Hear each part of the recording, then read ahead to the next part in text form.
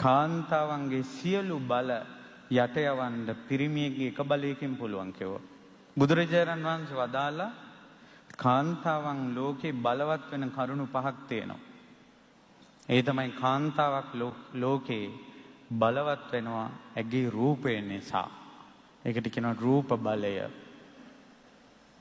ඊළඟට කාන්තාවක් ලෝකේ බලවත් වෙනවා භෝග බලය. ඒ කියන්නේ එයා හොඳට ඉගෙනගෙන එයා ධනවත් වෙලා. ඒ නිසා කෙල්ලෙක් ධනවත් වුණොත් එයා ලෝකේ බලවත් වෙනවා. ඊළඟට කාන්තාවක් ලෝකේ බලවත් වෙනවා ඥාති බලය. ඥාති බලය කියලා කියන්නේ එයාට හොඳ ෆැමිලි එකක් තියෙනවා.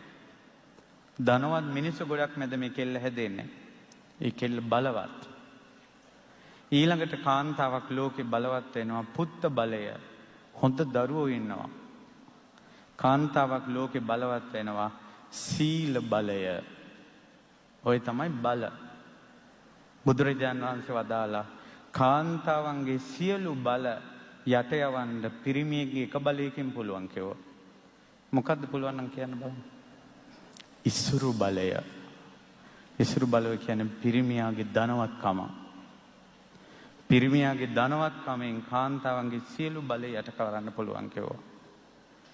ඒ නිසා අනේ කියලා ওই පුතාලා ජීවිතේ වටාගෙන අපේ ජීවිතේ මං හරි අවාසනාවන්තේ මට කවුරුත් කැමති නෑ මං තනි වෙලා ඔය වගේ පසුගාමී අදහස් වලින් විඳවන්න එපා. ජීවිතේ පොඩි තැනින් පටන් ගන්න. O level පාස් වුනේ නැත්නම් කෝස් එකක් හරි කරන්න.